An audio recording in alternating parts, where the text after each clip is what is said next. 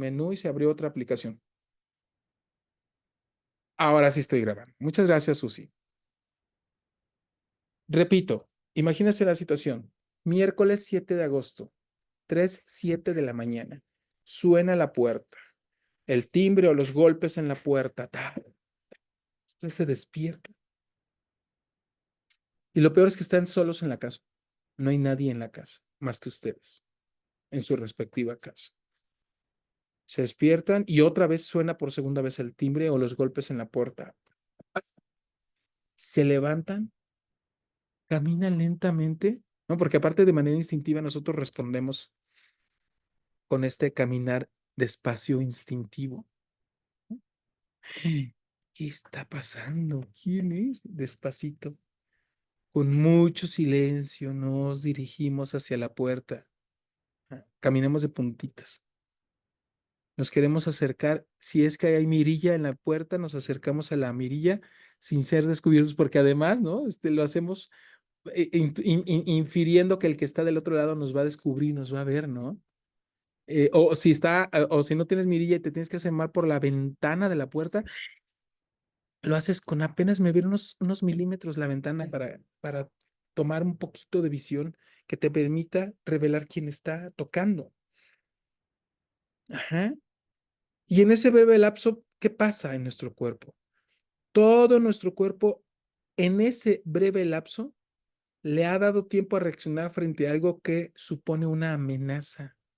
El cerebro se activa en sus distintas funciones y ordena a los músculos que se tensen. Aumenta la presión sanguínea, tu corazón está latiendo más rápido. Se ensanchan las venas, incluso algunos comenzamos a sudar. Le dice el cerebro al estómago y a los riñones que dejen de trabajar, a los capilares que se contraigan para minimizar la pérdida de sangre en el caso de heridas, a las glándulas sudoríparas que se abran porque la temperatura corporal va en aumento. Nuestro cuerpo entero se prepara para la lucha, para la defensa, para el ataque. Y para el cerebro pasa lo mismo, ya que en la puerta está está pendiente, está al halo de que ver quién está ahí, ya sea que se trate de un vecino que se confundió de timbre o de casa, o ya sea que tu hermana mayor llegó tarde después de una fiesta y se le olvidaron las llaves, o se trata de una jauría de zombies hambrientos. ¿Qué demonios es eso? ¿No? ¿Se alcanzaron a percibir esa sensación? ¿Lo han vivido anteriormente en alguna experiencia personal? Ese miedo, ¡ay, güey! ¿No? Ese enchinarse la piel por algo. Y fíjense que justo a mí me pasó el domingo en la madrugada del lunes, era el lunes a las 2:30 de la mañana, escuché un ruido y era un vecino en la parte de atrás. Solamente yo me desperté y vine a ver en el patio, ¿no? ¿Quién es? Y, sí, sí, se siente eso. Sí, sí, se han sentido ese miedo. O por el contrario, ver una película que te provoque llanto. Yo ya les he hablado de Aftersun. Ya les he hablado de Aftersun. Y Aftersun es eso, esa experiencia estética que al final a mí me provocó muchísimo llanto, una experiencia estética en donde yo me rompí en llanto cuando entendí de qué demonios trataba la película. Hay otra que se llama Druk, que también va de lo mismo. En fin, esas son las emociones. El cuerpo cambia como respuesta a todo. ¿Ah? Y ese torrente de pensamientos, eso que se te viene a la mente, también se va configurando dependiendo de la situación. Si toda esta larga lista de reacciones químicas sucede porque el cerebro reacciona a un pensamiento, ¿qué ocurre cuando estamos inmersos en una buena historia? Por ejemplo, en Druk, por ejemplo, en Aftersun o en otras películas, las que ustedes me digan. Piensa en algún recuerdo intenso que te haya pasado en tu vida, algo que realmente te haya atravesado el corazón lo bastante como para recordarlo a detalle. Por ejemplo, a mí me pasó la muerte de mi madre. A mí me pasó el instante en que fui a identificar el cadáver de mi madre, ¿no? Eso no lo puedo borrar en ningún momento de mi vida. Es un recuerdo muy intenso, vívido, que vive en mí, que no lo puedo borrar, que atravesó mi corazón. Lo recuerdo a detalle plenamente. Ajá. Y que si hago un esfuerzo de pensamiento, puedo volver a sentir lo mismo. ¿A poco no es cierto que su cerebro es capaz de volver a reproducir esa imagen, ese dolor, esas emociones, como el mismo día en que lo viviste, ¿verdad que sí? Seguramente les pasa lo mismo con un pasaje de una novela que les hace revivir esa emoción. ¿M? A mí con Detectives Salvajes de Roberto Bolaño me pasa muchísimo, por ejemplo. Con Crimen y Castigo de Dostoyevsky, la escena del caballo me pasa mucho, por ejemplo, ¿no? Y eso que se produce en nuestra piel, se produce en la nuestra, no en los personajes de la novela, que a final de cuentas es un pedazo de papel con palabras impresas sobre él. ¿No? Había un mago, este, un ilusionista profesional, que dijo esta frase y ustedes van a decir, ah, pues sí, profesor Carlos Campos hizo su frase a partir de esta cita. Sí, de ahí se los dije al principio para abrir esta sesión. Dice Marco Tempest, así se llama el mago, el ilusionista. El arte es un engaño que crea emociones reales, una mentira que crea una verdad. Porque puede ser que sus novelas, las de cada uno de ustedes, sean ficción, que sus personajes hayan nacido de su imaginación y que sus tramas sean puro ingenio inteligentemente armado. Hemos visto aquí todas las herramientas para aplicarlas de manera estratégica a la organización de su trama y de sus personajes. Pero lo que están detrás de todo ese andamio son reales. Y de eso vamos a hablar el día de hoy, de las emociones. Al término de este módulo, ustedes van a ser capaces de explorar la interconexión entre la mente racional, el cuerpo y el corazón en la creación literaria, enfatizando cómo estos elementos configuran a las personas y a los personajes literarios. ¿A qué personas? Pues al autor y a los lectores. ¿Y a quiénes más? A los personajes literarios que recordarán ustedes no son personas. Vamos a profundizar en el entendimiento de cómo las emociones y cómo las sensaciones se manifiestan físicamente y cómo éstas se traducen en palabras para construir personajes complejos y realistas. Se los dije, métanse en las emociones de las personas. Métanse ustedes en sus propias emociones, explórenlas, conózcanlas, porque las vamos a ocupar. Bueno, ya llegó ese día es hoy. Ajá. Además, vamos a ver, eh, vamos a analizar cómo los personajes experimentan y expresan emociones a través de sus cuerpos y cómo los escritores pueden emplear estos elementos para crear una conexión emocional profunda entre el lector, entre tu lector y tus personajes. ¿Mm? Por eso les digo, muchos talleres literarios pasan por alto esto. Épale, cuidado. Aquí vamos a trabajar con el cuerpo de tus personajes. ¿Ah? Para manejar estratégicamente las emociones. También vamos a abordar la importancia de mantener el equilibrio entre la mente racional, el cuerpo y el corazón al momento de escribir, permitiendo que las historias sean más auténticas y con mayor resonancia. Y para esto vamos a comenzar con nuestro primer punto, que es la mente racional, el cuerpo y el corazón. ¿Qué pasa cuando leemos un buen personaje? Cuando leemos un buen pasaje, cuando leemos un estupendo, que hasta lo subrayamos, que decimos, no manches, esto está cañón, acabo de leer un cuento y hasta lo separamos, ¿no? Ponemos marcadores ahí en nuestros libros, bookmarks, ¿no? Para que no se nos pierda esa parte que nos emocionó bastante. Bueno, nos da miedo, nos entran ganas de llorar. Yo cuando tenía 14 años leí un cuento no lo he podido encontrar, pero es un astronauta que está en reparaciones de su nave, pero la sonda se rompe y el astronauta queda suelto en el espacio. Está reparando, se rompe la sonda y se suelta y se va en el universo. No saben el pavor que me provocó ese cuento. Qué miedo estar, imagínense ustedes, ¿no? Ah, por eso canciones como Starman de David Bowie o eh, hay otra del Elton John, ahorita se me fue su nombre, qué barbaridad, no puede ser. Esas canciones hablan de eso, ¿no? Lo infinito del universo y la pequeñez del ser humano y el ser humano inserto en el manto estelar, ¿no? Qué miedo. Ese cuento a mí me provocó mucho pavor. O alguno que nos entre en ganas de llorar. Hombre, libros hay muchísimo. Hay un libro así de los primeros que se me vienen a la mente que se llama La Isla de la Pasión de Laura Restrepo. No crean, así el título, ay, la isla de la pasión. Luego te imaginas dos personajes muy enamorados, este, y que es una historia de amor. No, hombre, trata de, es la historia de una isla, la isla de Clipperton, y nos habla de unas personas que quedaron ahí varadas, y nos narra esas peripecias de esa gente. Qué maldito horror.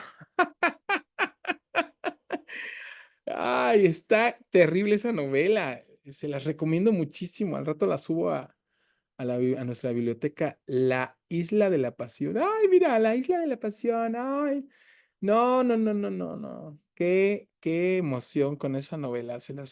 Neta, échense, van a soñar con esa porquería de novela también. O que se nos acelera el corazón. Por ejemplo, Murakami. No se burlen de Murakami. Mucha gente se burla de Murakami que nunca va a ganar el Nobel. Murakami podría ganar el Nobel fácilmente. Tiene muchos libros con los que sí podría fácilmente ganar el Nobel. Es un gran autor. Es un gran autor Murakami. Yo les recomiendo, por ejemplo, IQ, 1Q84. Ay, Dios de mi vida, ¿no? Este es muy bueno. La fiesta del chivo de Mario Vargas Llosa es otra obra maestra. Yo les he comentado en su oportunidad, yo estaba tan clavado con ese libro que no fui a trabajar el siguiente día porque no pude dejar de leerlo. Lo leí, empecé la tarde de un día anterior y de ahí ya no me pude parar, no pude parar, no pude parar, no pude parar. El libro lo terminé hasta como las 5 de la mañana, no, no pude parar y dije, no puedo ir a trabajar.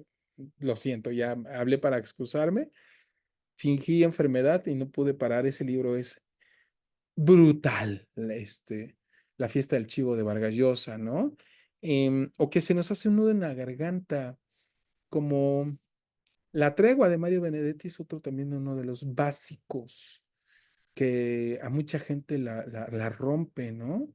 Este, también se los recomiendo mucho. Bueno, todo eso ocurre en nuestro cuerpo, todo eso. No darle al cuerpo un papel importante en el juego de las emociones.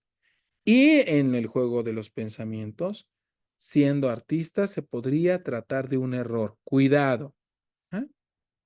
Cuidado con eso. Una persona es un cuerpo, dice la diapositiva, que se mueve, que piensa, que se emociona. Conozcan su cuerpo, autores. Conozcan su cuerpo. ¿En qué circunstancias tu cuerpo suda? ¿En qué circunstancias tu cuerpo se agita? ¿En qué circunstancias tu piel se eriza, se enchina? ¿No les ha pasado que cuando extrañan a alguien sienten algo que les recorre la espalda de manera lenta y se les eriza la piel? O cuando escuchas o hueles, a mí me pasa mucho cuando paso por una casa donde emana un aroma a sopa recién hecha, me recuerda increíblemente a mi madre, ¿no? Y se hace un nudo en la garganta, se te empieza a cerrar la garganta, los lagrimales se comienzan a dilatar y se te suelta una lágrima. Bueno, conozcan su cuerpo, cómo reacciona su cuerpo cuando te molestas por algo y que prefieres tragarte el sentimiento, cómo se siente en tu garganta esa saliva cobriza que genera tu cuerpo, ¿no? Hijo de tu, ¿no? Hijo de tu pinche, ¿no? Este, ¿cómo tu cuerpo se mueve? ¿Cómo tu cuerpo piensa?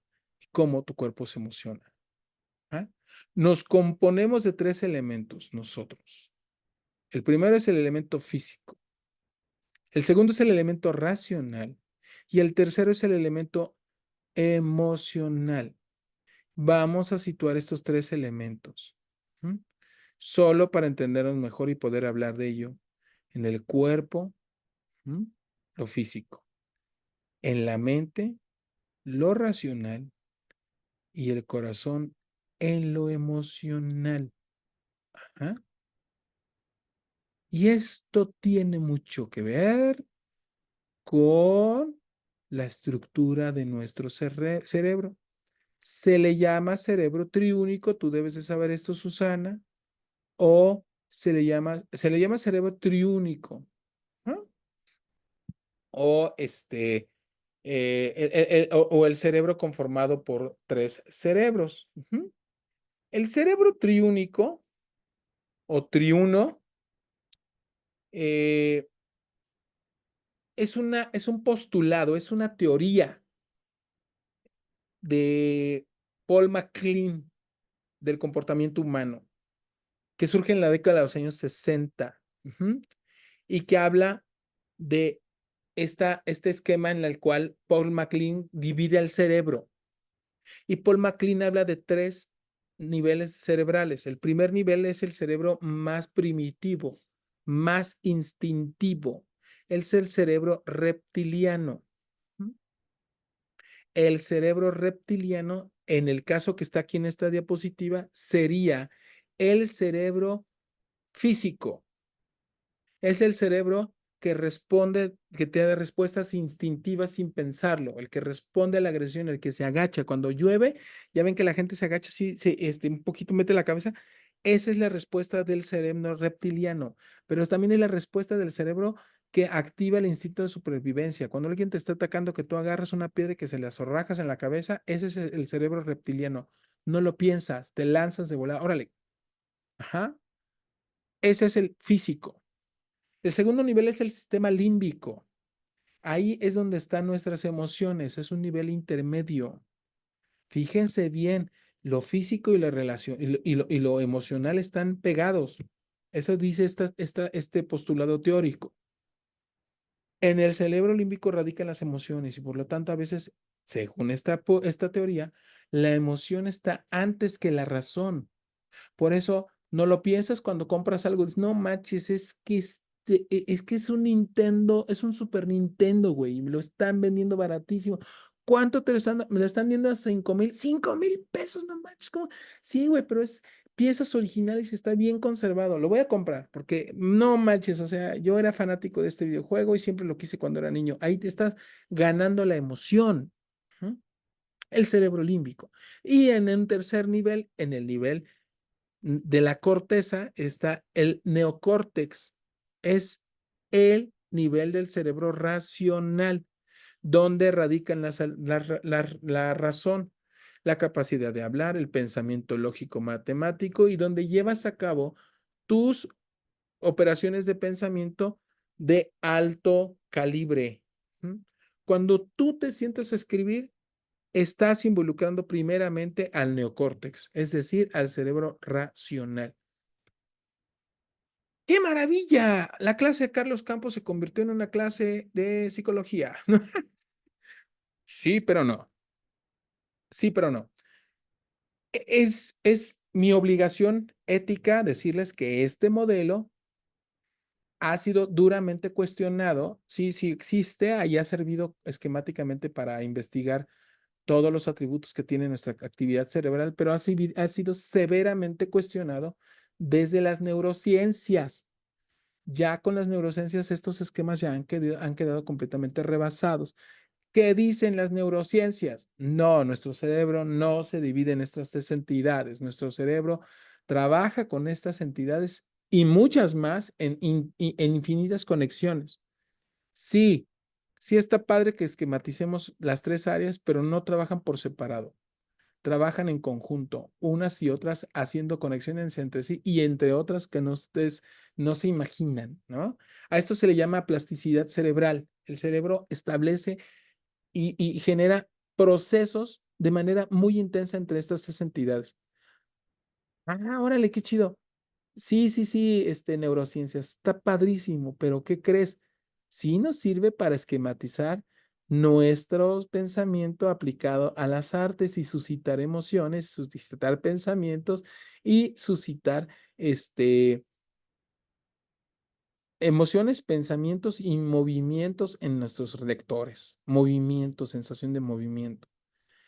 O sea, ¿qué pasó como Freud? El esquema psicoanalítico de Freud y el esquema del cerebro triúnico ha sido muy útil para ser utilizado en las artes y suscitar emociones en nuestros lectores. Ya el psicoanálisis no es tan vigente, en alguna parte todavía sigue vigente, como en el caso del cerebro triúnico, pero nos sirve muchísimo en las artes. ¿Por qué se los comento? Para que sepan de dónde viene esto. Esto viene del estudio del ser humano. La línea que nos separa a nosotros de las ciencias sociales y de las ciencias psicológicas es muy delgada. Ujú. La literatura tiene muchísimo que ver con el pensamiento y el desarrollo humanos, tanto como lo tendría que ver la psicología, la antropología, la sociología. ¿Ah? Qué ole, ¿verdad? Que está bien chido. Pues sí, pues que creían que solamente los escritores nos dedicábamos a escribir nada más por escribir. Pues no, se los dije, ustedes son expertos en el manejo de las emociones y si no lo son, se tienen que volver expertos. Entonces, si las personas tenemos un cerebro triúnico, sí, las neurociencias ya nos hablan que trabajan de forma simultánea estas tres funciones, pero lo seguimos teniendo, sí. Si lo seguimos teniendo, entonces, ¿qué pasa? Ah, ¿qué pasa si tenemos Pues se supone entonces que en la representación de, ¿m? No, de un cerebro hay movimiento. Los personajes literarios que representan a las personas también tienen estas facultades cerebrales, estas experiencias sensoriales, intelectuales y afectivas. ¿Ah? Y serán nuestras propias experiencias sensoriales, intelectuales, afectivas las que van a alimentar las experiencias sensoriales, intelectuales y afectivas de nuestros personajes. Vamos a establecer un puente entre el personaje y nuestro lector. Bien, vamos entonces ahora sí a acercarnos al primero de los dos aspectos que vamos a ver el día de hoy de la mente que piensa. ¿Cuál es este primer aspecto? ¡Charán! El primero se llama los sueños, donde las situaciones se suceden sin control, sin ningún tipo de objetivo. Hay una cosa llamada sueño vívido, que se supone que tiene cierto tipo de control sobre el sueño. Yo lo he practicado, pero la verdad es que no. O sea, no tienes control sobre los sueños. Eso es una realidad. Y quien diga, no, yo sí controlo lo que sueño y tomo decisiones, no es cierto. No es cierto. Porque de entrada esa no es la naturaleza de los sueños. ¿Qué son los sueños? Bueno, vamos ahora a la teoría freudiana. Resulta que en la teoría freudiana hay un güey que se llama preconsciente, que este, el preconsciente es el filtro que se encarga de sacarlas, de guardar las cosas que no tienes que decir, ¿no? Entonces, si estás en tu trabajo y tu jefe te da una indicación y a ti no te parece que es la indicación correcta o que toma una decisión y a ti te parece que es una decisión que va a complicar el destino de la empresa, tú por dentro dices, este güey ya salió con sus tonterías, ¿no? Pero eso no lo sacas. Eso el preconsciente se encarga de detenerlo para que el consciente siga lúcido y siga adaptado en una situación de trabajo, ¿no? Entonces el jefe dice, vamos a implementar un nuevo reglamento para este personal operativo. Y tú por dentro, güey, eso lo quisieron hacer otros y los corrieron por ineficaces, nunca ha funcionado. O sea, se ve que no conoces a tu personal, que es aquí incompetente, estúpido. Eso no sale, eso lo guarda el preconsciente. Y el consciente dice, ok, yo creo que podríamos hacer ciertos ajustes para garantizar la continuidad del programa, pero no, ándele, de menso dices algo, ¿no? No vas a exponer la chamba ahí por abrir tu bocota. O sí, pero eso ya dependerá de cada persona. Pero el preconsciente dice, no, espérate, guárdalo. ¿Y qué hace con eso que guarda? Lo manda a esa cochinada, a ese pozo negro llamado inconsciente. Ahí se va guardando eso. Pum, pum, pum, pum, pum. Entonces, cuando te vas a dormir y entras en la fase de sueño profundo, es decir, en la fase REM, así como se llama el grupo REM, cuando entras en esa fase, sale el preconsciente y dice, ay, mira, nada más, este muñeco está bien dormido. Vamos a jugar al cine, que yo era un director de cine, que ya era como David Lynch, ¿no?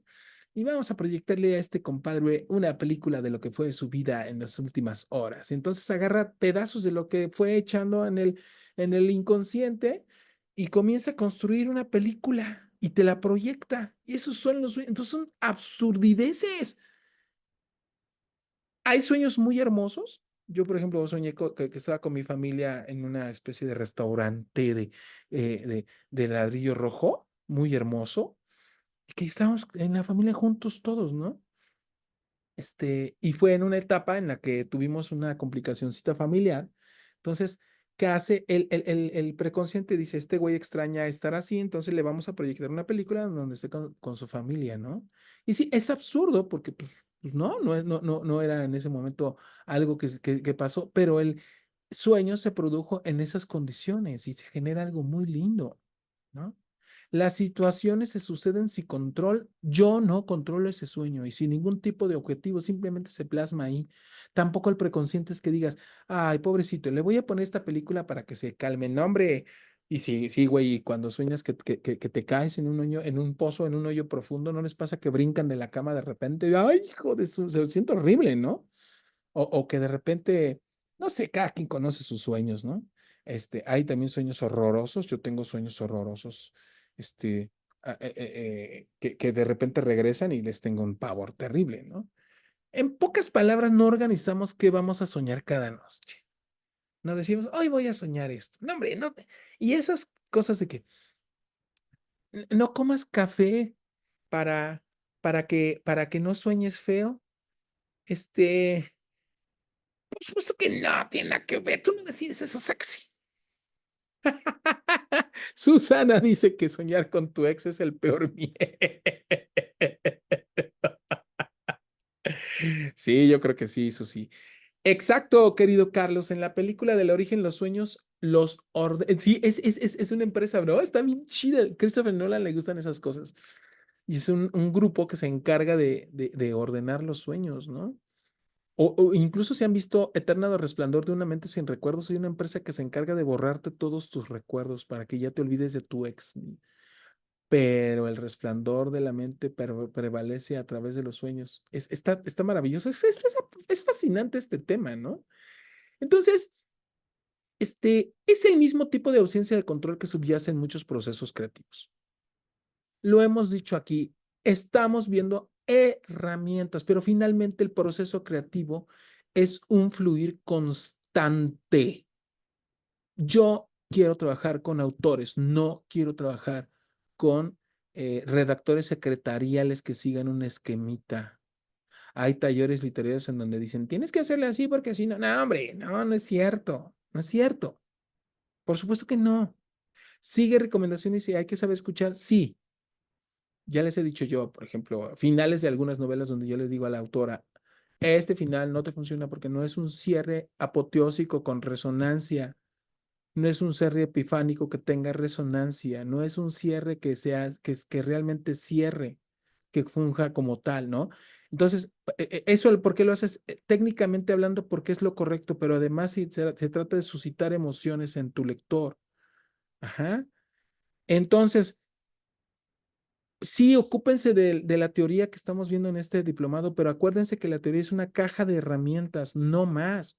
Lo más importante, y por eso este tema lo dejo al final, es el proceso creativo que te suscitas. Sí, señores, sí, Carlos, sí, Susi, una gran parte de nosotros está totalmente loca.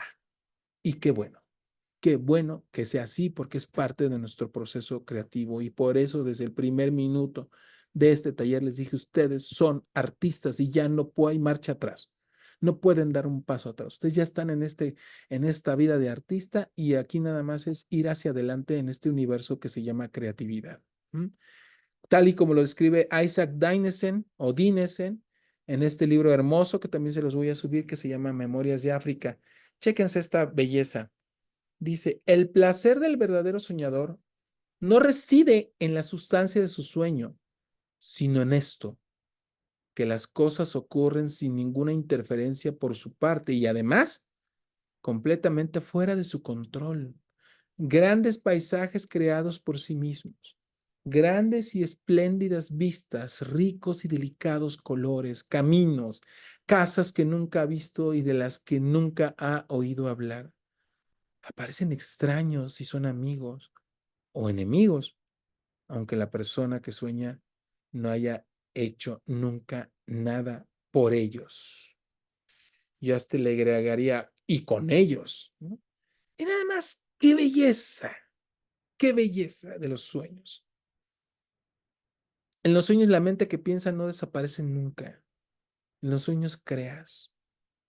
Incluso cuando sueñas con tu ex, ¿cómo lo sueñas? ¿Cómo estás? ¿Qué ocurre en ese sueño?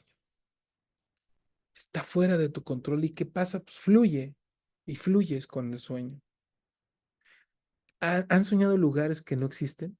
O peor aún, han soñado lugares que no existen y que de repente van caminando y dicen, ay, güey, yo ya he estado aquí. ¿No? ¿Qué genialidad es esa de la mente humana?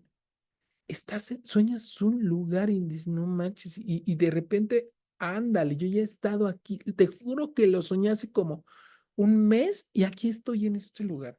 Personas, personas que nunca en tu vida ves y aparecen ahí en tus sueños.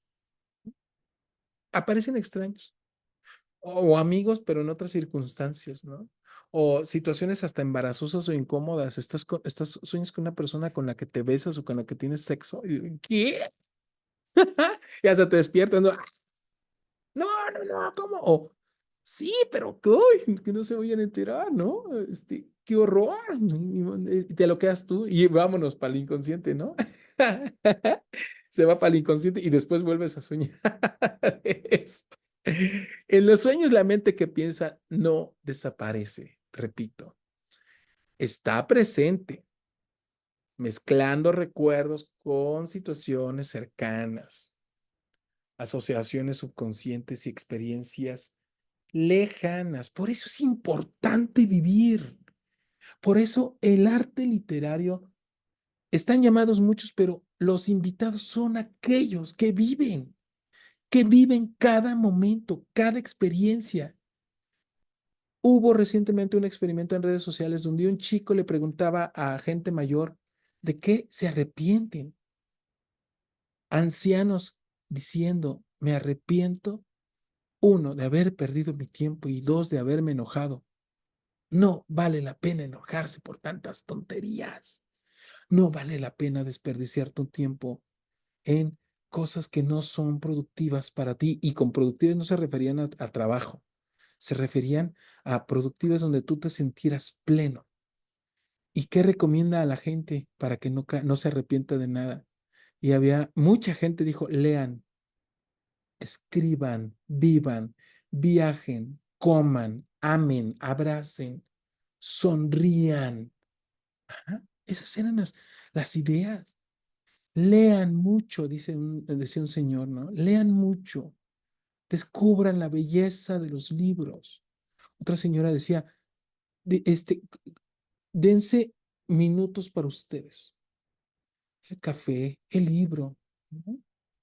Ese maldito placer de comprar libros, ese maldito placer de abrir un libro y leerlo y entregarse a la lectura, de ver una película, de escuchar una canción, poner esa canción que te gusta, cantarla, despertar, ver el amanecer, escuchar los pájaros, dormir, vivir intensamente, incluso las cosas que duelen, decir, esto es dolor y lo siento, lo acepto, me hago responsable, lo afronto, lo acato, lo cargo y me sigo caminando con mi dolor.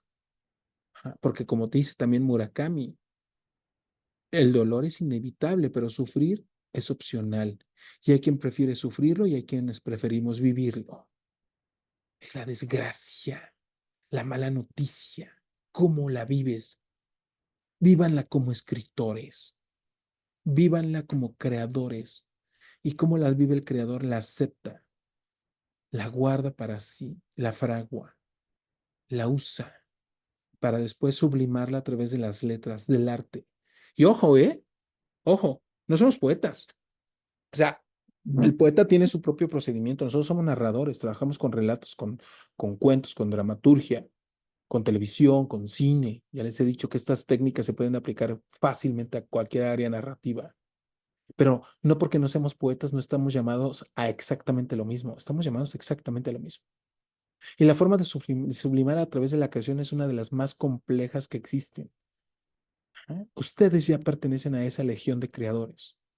En el momento del sueño, dice la diapositiva, y sí que nos demos cuenta, construimos ese espacio de creación libre, porque justo hacia allá iba.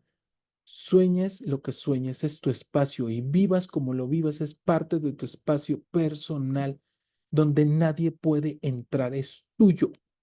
Ujú. Tu cuerpo vive intensamente y siente intensamente las historias que está construyendo de una manera muy similar a la que sentiría si estuviéramos despiertos. Esos son los sueños y todos los sueños pueden ser vívidos. Tenemos entre 7 y 15 o 30 sueños a algunas personas todos los días. ¿Mm? Sí sueñas, pero ¿qué pasa cuando te despiertas y dices que no soñaste nada? No, no es que no hayas soñado nada, es que no te acuerdas. O sea, algunos sueños son muy pequeñitos. Los sueños más largos son de 7, 8, 10 minutos, mucho, pero mucho, muchísimo largos. Pero ese es tu espacio propio. Como ya también te comenzaste a meter a las emociones, a los sentimientos, a las perversiones de otros, también ese ya es tu galería personal, es tu espacio propio, es tuyo. Ahí está conviviendo ese universo de creación libre que te pertenece a ti y solamente a ti. La persona que no sea capaz de construir un espacio de creación libre y personal no está llamado al arte. ¿Mm? Y aquí es donde la puerca tuerce el rabo, queridos, porque aquí es donde muchísimos no son capaces de crear, de crearse este espacio de creación libre. ¿Mm? Tú ya lo tienes. ¿Qué tienes que hacer entonces? Cuidarlo. Y la forma de cuidarlo es recrear esa realidad sensorial que tenemos en los sueños y que no nos abandona al despertar. Esa realidad sensorial que es capaz de crear sueños tan locos, tan perversos, utilízala. Fíjate, para cantar hay una técnica, para sacar el aire correctamente hay una técnica, es la técnica de fingir un bostezo. Ese aire que sale en el bostezo es el aire correcto que necesitamos para cantar. Yo les diría una analogía para escribir. Comienza a construir mundos o universos tal y como lo creas en el sueño, en tu espacio de creación libre. Y con esas cosas que se crean, porque ¿cuáles son muchos de los errores de los escritores que escriben para otros o escriben imitando, pero no para capturar la esencia del estilo personal de cierto escritor, sino para satisfacer a otros? Y eso es un error. No escriban para otros. Acuérdense, ya lo hemos dicho, escriban para su lector ideal. Alguien que va a entender y que va a aceptar el contrato de inteligibilidad para avanzar en la propuesta estética que tú le estás proponiendo. Alguien que va a entender los puntos de giro. Alguien que va a entender el desarrollo, las descripciones de tu personaje, las reflexiones de tu personaje, todo lo que hemos visto. Piensen en un lector ideal. No escriben para nadie. Hay quien dice, no, yo escribo para mí mismo. Ay, no mames. No, no, no, por favor. No manches. Sí, yo cocino pizzas para mí mismo. No, el arte se comparte o no es arte. Los discos de jazz no sirven de nada si no los compartes. No, no manches. Eso es mamones, neta. No. Y la gente que está en el arte y que sale con esas tonterías es pose, no es arte. No. ¿Escribes para alguien? Sí, para un lector ideal. Eso es una cosa muy distinta a decir, no, pues es que yo quiero ser un bestseller y por eso soy muy complaciente con mis lectores. Nada, pues tampoco, ¿no? O sea, ni muy, ni tan, tan, ¿no? Ni el misántropo que escribe para él mismo, ni el otro que es muy complaciente con los lectores, nomás para instalarse ahí. Y los hay gente que ya nada más encuentra la fórmula de su escritura y de ahí ya no lo sacas. ¿Por qué? Pues ya de ahí se agarra como receta de cocina. Como le salieron bien los huevos estrellados, ya nada más todo lo que escribe son huevos estrellados. Fíjense que hay escritores que empiezan con la misma estructura y te hablan de los mismos temas una y otra vez y no se arriesgan. Es que esos no son escritores. Son aficionados, son entusiastas que solamente se quedaron en el quicio de la entrada de la puerta a la libre creación. Muchos son los llamados, pocos son los elegidos en la puerta del arte. Por eso podemos meternos tanto en una historia donde la realidad sensorial esté bien recreada y por eso podemos a su vez recrearla con la escritura. Lo hablamos en las descripciones. Les dije, aquí el ejercicio que hicimos, nos sentamos y dije, a ver, describe el entorno que estás. Y luego creamos un escenario imaginario, porque el arte es como el amor, no puedes dar lo que no tienes, no puedes fomentar lo que tú no eres capaz de fomentar. Es exactamente lo mismo. Ajá. Este es el aparato de los sueños. No se sientan culpables de soñar. Siéntanse en completa libertad de soñar, de vivir, de hacerlo. Propicien, eso sí, propíciense entornos que susciten y que ameriten la creación. Llénense de libros, de café, de un buen vino, tequila, de música, de viajes, paseen, dense sus tiempos libres, descansen, desconéctense, cuiden su espacio personal para ustedes, donde nadie más pertenece. Propíciense experiencias maravillosas, experiencias propias. Ámense. Ajá. El creador se ama. Yo, por ejemplo, tengo mis espacios, mis puntos, mis puntos de fuga, mis espacios definidos, son mi espacio personal. Ajá. Y los respeto los de los demás y son respetados los míos. Ajá. Y sí, me parece una excelente idea vernos y cerrar con vino y con café, mi querida Susi. Claro que sí, lo vamos a hacer. Nos vamos a conocer en físico para entregarles el documento, y lo vamos a hacer con una experiencia de esa naturaleza, ¿no? Eso sí, propíciense ese espacio, ¿ah? Porque cuando lo creas tú en tu cabeza, lo puedes llevar a la escritura y lo puedes recrear con la escritura. A partir de ahora también, básense y amen sus sueños. Sueñen. Y ahora con mayor razón, métanse a la mente de las otras personas. Métanse a las emociones de las otras personas. Conviértanse en especialistas de las emociones. Vamos con el segundo aspecto. El primero son los sueños. Vamos con el segundo aspecto. Ajá. Y este aspecto tiene mucho que ver con una especie de acto, con un exorcismo. Más que con un exorcismo, perdón, yo creo que tiene más bien que ver con el acto de hablar con los muertos. Este, pues nosotros como escritores hablamos con un chorro de muertos. De hecho, un gran porcentaje de las personas que yo aquí les he recomendado son autores muertos y que en realidad están muertos en cuerpo, pero que están vivos en obra. Y nosotros vamos camino hacia allá, ¿no? Lo que va a prevalecer es nuestra obra. Bueno, pues ese segundo proceso consiste en el proceso de traducir el mundo en palabras, o más bien en etiquetas. ¿Mm? Nuestro cuerpo tiene una experiencia concreta y milésimas de segundos después entra en juego el cerebro. ¿Se acuerdan del cerebro tiúnico? Primero está el cerebro reptiliano, luego está el límbico y después el neocórtex. El reptiliano es el cerebro más primitivo, es totalmente instintivo y físico. Y después viene el emocional. ¿Ah? Y ya hasta después está la razón. ¿Mm? Por eso cuando alguien te insulta, lo primero que sientes en el cerebro es, ay, güey, en el estómago, rechinan los dientes. Ese es el instinto. Luego viene el cerebro límbico, que es la emoción. Acuérdense que les dije también una vez, pónganle nombre a sus emociones, identifícalas. ¿Qué emoción sientes? ¿Estás enojado, furioso, rabioso, ¿m? iracundo? ¿Qué te provocó esto? Hay muchos mexicanos que tienen un botón en la parte de aquí atrás de la nuca y ese botón se lo aprietan y se vuelven locos. ¿Cómo se llama ese botón? Cuando alguien les dice chinga tu madre. A mí no me mandes a chingar a mí. ¿Qué me dijiste, era? O sea, se pierden el control. Se convierten en zombies o en monstruos cuando les dicen chinga, ¿no?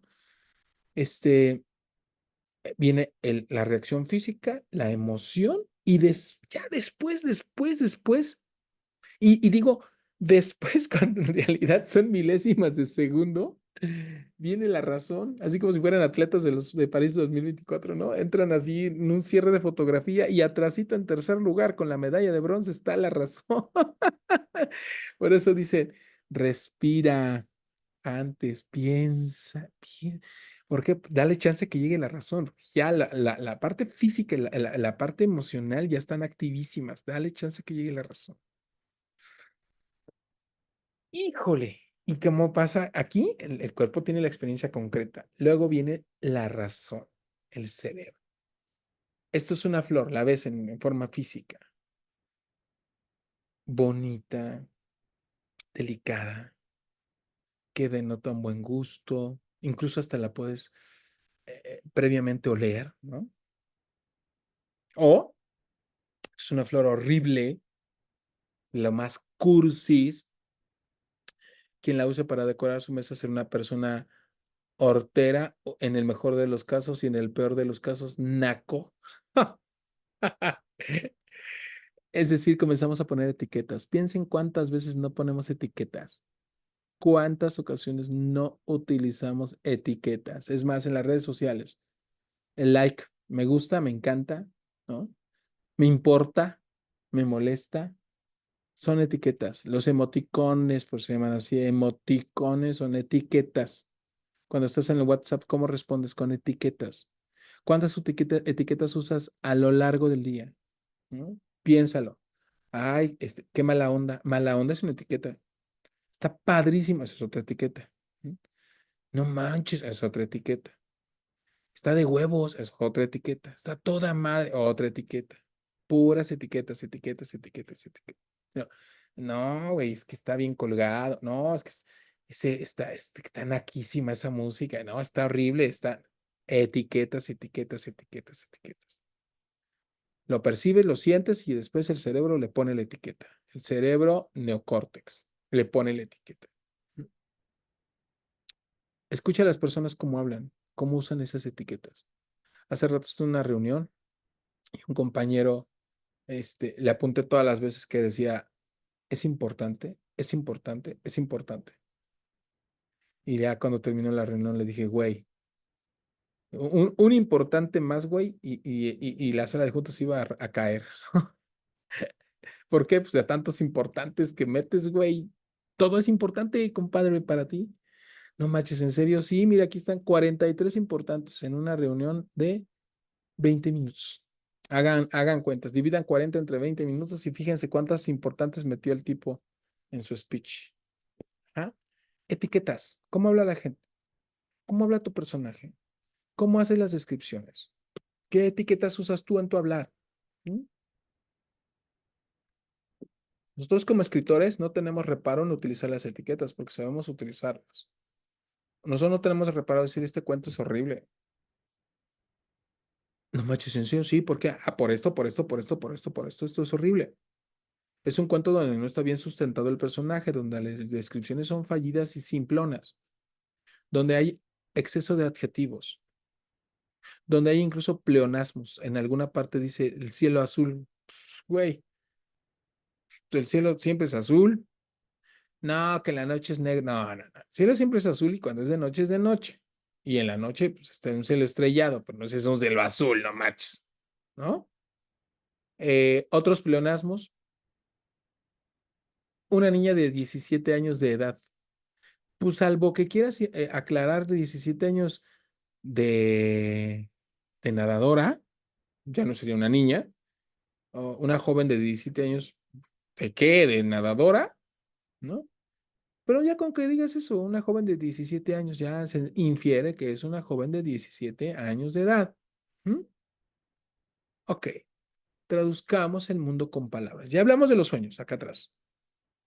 Ahora, ¿cómo somos capaces de plasmar en palabras el mundo de los sueños, el mundo de la creación? ¿Mm?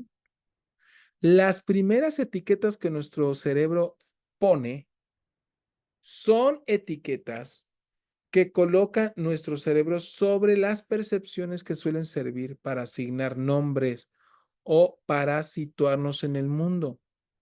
¿Mm? De hecho, nos asustaríamos muchísimo si nos cruzáramos con algo que nuestro cerebro no fuera capaz de etiquetar. Empezaríamos por intentar describirlo a partir de referencias conocidas. Algo que tu cerebro no es capaz de etiquetar. ¿Qué onda con eso? ¿Qué hacemos con esas cosas que nuestro cerebro no es capaz de etiquetar? Ay, espérame que yo dejé de compartir de manera accidental. Apreté otro botón sin querer. Aquí me regreso. Aquí está. Ahora sí, perdónenme. Eh, Hay una película que se llama Sector 8. Esta película fue muy bien recibida esta película por las criaturas que en esa película salen. Acuérdense que en el cine nosotros hablamos dije sector 8, más bien es sector 7. No, no, no. Ahorita busco esta película. Em, Acuérdense que cuando hablamos de cine lo hablamos porque está totalmente relacionada con la literatura desde el punto de vista del guión y que sin guión no hay película. Lo más importante de una película siempre será el guión. ¿Mm? Nos guste o no, el guión es clave para que una película sea exitosa. Y en esta película había criaturas demasiado extrañas. Entonces, los productores, ustedes saben que un productor para el cine es muy importante porque, entre otras cosas, el productor es el que pone el dinero. El productor pone el dinero para que se lleve a cabo la película, para que esa película se pueda llevar, pero tú al productor le tienes que decir, oye, mira, esta historia va de esto, esta es la trama, estos son los escenarios donde se lleva a cabo, tienes que persuadir al productor para que el productor inyecte dinero a tu proyecto cinematográfico, ¿no? Pero ¿qué pasó con esta película? No se llama, ahorita me acuerdo bien de cómo se llama. Las criaturas de esta película es una película de ciencia ficción eh, y ya Creo que sí es viven, sector 8, Charlie. ¿sí? Sí. Ya viven aquí en el planeta Tierra, están instalados ya los extraterrestres, pero las criaturas no son antropomórficas. ¿Qué significa ser antropomórfico? Que tiene cabeza, manos y piernas similares, hechos a imagen y semejanza del ser humano. ¿Ah? Entonces, los productores decían, no, güey, pues es que esas criaturas no se les entiende nada, güey. La gente no va a entender qué es eso. Y el director se dijo, sí, sí, sí, vamos para adelante. Se peleó con ellos. Bueno, pues uno de los principales comentarios positivos de esa película fue que las criaturas eran totalmente fuera de la realidad y que ese era un desafío importante para el espectador, que tenía ante sí una figura que nunca antes había estado. Piensen ustedes en Depredador o en Alien. Ambos tienen cabeza, o sea, Depredador es totalmente antropomórfico, tiene cabeza en brazos, pierna. Alien es más extraño, pero sigue teniendo sus manitas, su cuerpecito, sus piernas, ¿no? Es antropomórfico, son antropomórficos. ¿Cómo reacciona nuestro lector ante algo que no podemos etiquetar? ¿Mm? Pues la primera reacción en la vida real es asustarnos mucho. Si nos cruzamos con algo que nuestro cerebro no es capaz de etiquetar, no es capaz de categorizar y por lo tanto no es capaz de entender y empezaríamos por intentar describirlo a partir de referencias conocidas. Esto es algo como, ay, güey, no manches, una flor, pero también se parece a una zarigüeya, ¿no? Mitad flor y mitad zarigüeya. Híjole, no manches, pero qué cosa más extraña esto. Jamás había visto algo así. En las redes sociales no falta quien diga, oigan, ayúdenme, ¿qué es esto? Y ponen en fotos de insectos que nunca antes en su vida habían visto, ¿no? Y entonces vienen los amigos a decirnos, es una mantis religiosa, pero es de una región distinta del Perú. Sí, güey, pero estamos en Querétaro, no estamos en Perú, ¿no? ¿Qué demonios hace eso aquí? Suscita esas emociones. En el caso de Diego Rivera, por ejemplo, en el caso de las flores, que aquí yo les pongo esta belleza de obra, eh, pues claro, apela Diego Rivera a poner estas flores tan características, pero fíjense además otra cosa. Diego Rivera etiqueta a los personajes que se encuentran en esta obra con color. Sí, está completamente retratando a estas mujeres morenas y con trenzas. Diego Rivera está haciendo esta traducción de su espacio creativo, libertad creativa, hacia una pintura y lo plasma así, ¿no? En esta belleza.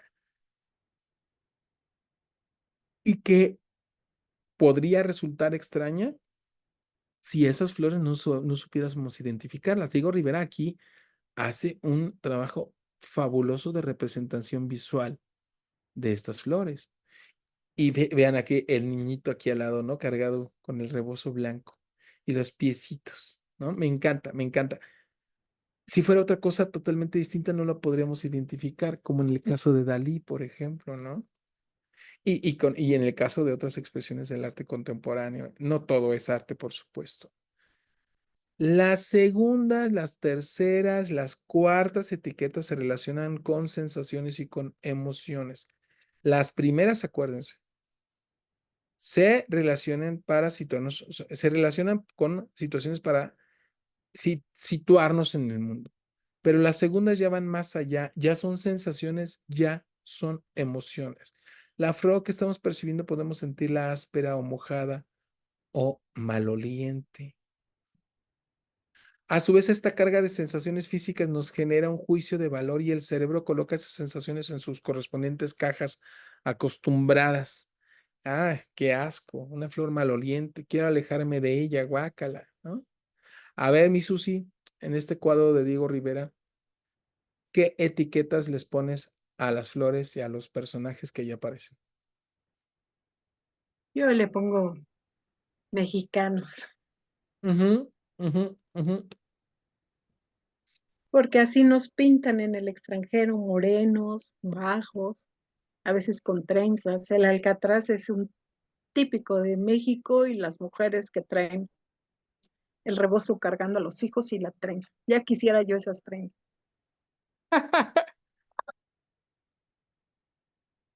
Fíjense que, especialmente en estas etiquetas, como ya lo dijo Susi muy bien, implican un cierto juicio de valor. Y estas aparecen después de las emociones, como les acabo de decir. Una flor maloliente, qué asco, quiero alejarme de ella. Ay, son mexicanos, así son todos los mexicanos, ¿no? Y de ahí que también venga entonces la representación facilona de representar a los mexicanos como borrachos, con un sombrero, sentados en un nopal o en un cactus. ¿Ah? ¿Qué hubiera ocurrido si el narrador que explora esa sensación de las flores, de percibir la flor, se hubiera quedado en la segunda etiqueta, es decir, una flor maloliente? Pues entonces sería el lector el que deduciría qué asco, o tal vez qué curioso. El narrador ya no va más allá, lo que les he dicho muchas veces. No describas de más, escribe y que el lector posteriormente se encargue de resolverlo, de deducirlo. No describas lo que es el amor, nárralo. ¿Mm? Cuanto más lejos vayamos en el proceso de etiquetado, más corremos el riesgo de alejarnos de la emoción del lector. Por eso no abuses de las etiquetas y de las descripciones que no suscitan emociones. Basta. La emoción tiene una función, ya la vimos en el módulo anterior. Perdón, la descripción tiene una función, la vimos en el módulo anterior, junto con el análisis, la reflexión, etcétera. Pero en este caso, ya propiamente hablando de las emociones, no satures de etiquetados tu texto para correr el riesgo innecesario de alejar al lector de la emoción. ¿Mm? No alejes a tu lector de esta emoción. Esto mismo puede servirnos para provocar emociones que no tienen a simple vista que ser habituales. ¿Mm? ¿Qué quiero decir con esto? Bueno, Ray Bradbury Ray Bradbury es famoso por dos libros, el de Fahrenheit 435, ya se me olvidó el número, y el de Crónicas Marcianas, 451 y Crónicas Marcianas. ¿Mm? Lo explica muy bien Ray Bradbury en este libro que se llama Zen en el arte de escribir. Es un escritor fabuloso, Ray Bradbury. ¿Mm? Dice así: hace unos años me advirtió y me dejó un tanto perplejo un artículo donde un crítico, analizando el vino del estío y las más realistas obras de Sinclair Lewis, se preguntaba cómo yo había podido nacer y criarme en Boykingham, que en mi novela no me había, que en mi novela había rebautizado Greentown y no me había fijado en qué feo era el puerto y qué deprimente los depósitos de carbón y los talleres ferroviarios de más abajo. Pero por supuesto que yo no me había fijado y genéticamente mago no era. Me fascinaba esa belleza. Ni los trenes, ni los furgones, ni el olor del carbón son feos para los niños. Fealdad es un concepto con el cual nos cruzamos más tarde y que luego siempre tenemos en cuenta. Hay una escritora que una vez me mandó un manuscrito que hablaba de la parte fea de la ciudad, ¿no? Eh, Ella vivía en la parte fea de la ciudad. ¿Y cuál es esa parte fea de la ciudad? Ay, pues no la quiero decir. No, pues tu texto no sirve para nada. ¿Qué es eso de la parte fea de la ciudad? No me lo digas, descríbelo. Porque como decimos, como dicen los clásicos, hay quienes dicen caca y la huelen, y hay quienes dicen caca y te ríes. ¿Mm? Nosotros debemos ser capaces de las dos cosas. Cuando escribes caca, la gente sea capaz de olerlo.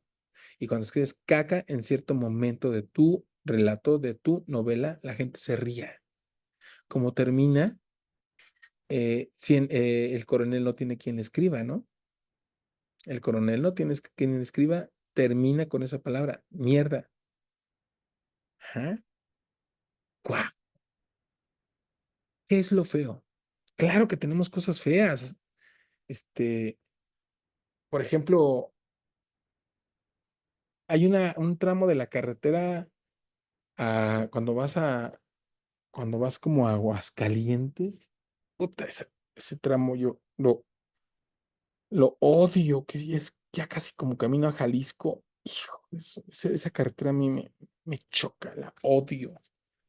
Piensen ustedes aquí, no vayamos tan lejos, aquí en la ciudad, en San Juan del Río, en Querétaro, ¿qué lugares feos conocen? Hay muchos, en Querétaro hay muchos lugares feos. Nos ponen nada más la parte bonita de la ciudad, pero pues, en general muchas partes de la ciudad son feas, ¿no?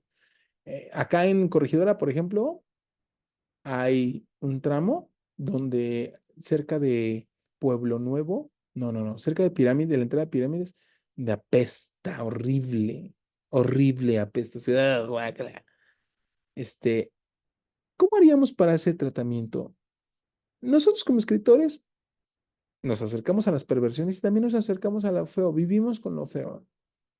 Lo feo lo traemos acompañando a lo bello, porque si no, no sabríamos distinguir lo bello de lo feo. ¿Mm? ¿Cómo saber lo que es bello si no conoce lo que es feo? Y no lo banalizamos diciendo, era la parte fea de la ciudad. No, ¿cómo lo describimos? Como le dice Red Bradbury, ¿no? Me fascinaba esa belleza, ¿ah? La belleza de caminar por el río Querétaro sobre Avenida Universidad, con ese tono amargo dulce que suscita el olor entre fétido y de verano del río Querétaro, ¿no? Ándale, sobres. Está padrísimo eso. Esa belleza es la que nos fascina, la belleza llena de contrastes tan elocuentes de suscitar todo tipo de emociones. Ajá. Eso es. La fealdad es un concepto con el cual nos cruzamos más tarde, dice Bradbury. El niño que era Bradbury no se había fijado en lo feo que era el puerto, sino al contrario, en su belleza, que había vivido en la maravilla que para él representaban esas montañas de depósito de carbón y los talleres ferroviarios. Yo cuando era niño nunca me fijaba en lo feo de caminar al lado del cementerio de la colonia Aragón, ahí en la colonia Cimatario. Ahí hay un panteón y yo todos los días cuando iba al kinder pasaba al lado del panteón. Una vez hubo una inundación y las tumbas se salieron de sus criptas. Esto fue fascinante, ¿no?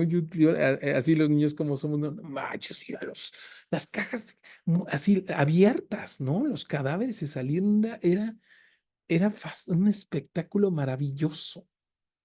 Tengamos esa mente de los niños. No perdamos la capacidad en nuestro espacio de creación personal libre, no perdamos la capacidad de asombrarnos de esas cosas como lo hacía Red Bradbury. La capacidad de asombro ante el vuelo de un colibrí o de una mariposa, pero también la capacidad de asombro de ver una esquina tapiada de prostitutas, ¿no? Un escenario urbano de ese tipo de esa belleza lumpen, ¿no? A medida que nos hacemos adultos, nuestro cerebro se va llenando de etiquetas para denominar lo que nos rodea. Ay, qué feo está el centro, ¿no? Este, porque ahora ya hay muchas chicas que están ahí, todas con sus minifaldas y sus tacones, ¿no? Me decía una compañera de trabajo, que qué feo, ya está muy descuidado el centro. No, hombre, antes era bien bonito, ¿no es cierto? El centro de Querétaro antes era horrible. Ahí en la Plaza de la Constitución, ustedes se acordarán, estoy hablando de unos 20 unos 30, 40 años, olía a orines, todo lo que es Plaza de la Constitución, donde está el Hanks, y toda esa plazuela, estaba un monumento horrible de Venustiano Carranza, así verduzco, ¿no?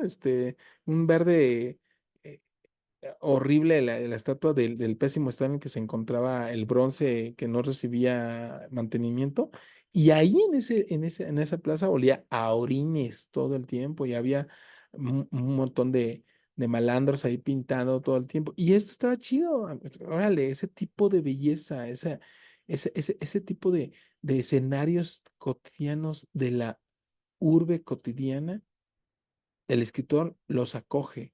No estoy diciendo que no nos acostumbremos a lo bello, no, no, tampoco, porque pues, ay, sí, pues Carlos prefiere vivir entonces a Carlos no le interesa ir a Florencia, Italia, no, por supuesto que me interesa, pero lo que trato de decirles es que nuestro espectro de belleza es muy amplio. El rango de belleza que nosotros tenemos es muy amplio. Nosotros no trabajamos con lo bello y lo feo, nosotros trabajamos con niveles amplísimos de belleza y fealdad. Para eso les voy a compartir dos libros, el libro de Historia de la Belleza e Historia de la Fealdad de Humberto Eco, para que atiendan ese tipo de situaciones. Y nosotros le entramos a lo bello y le entramos a lo feo, ¿sí? Como creadores. Y estas etiquetas, para entendernos como adultos, pues son relativas en el caso de los autores. Los niños pequeños son tan buenos contadores de historias porque tienen esa mirada no desgastada, llena de etiquetas que permite hacer poesía hasta de una escalera mecánica. ¿Dónde quedó ese pensamiento tuyo? ¿Dónde está? ¿Cómo eras de niño? A mí, yo cuando era de niño, bueno, ya adolescente, ¿saben? Un lugar hermoso para leer. Se los recomiendo, vayan. Son dos. Este, el Panteón. Se lee genial. Yo me compraba mi café. Tenía como 16 años, compraba mi café, este, en ese tiempo fumaba, me compraba mis cigarros, mi café y me iba al panteón a leer horas y horas, horas y horas perdido en la lectura, sin nadie que me interrumpiera.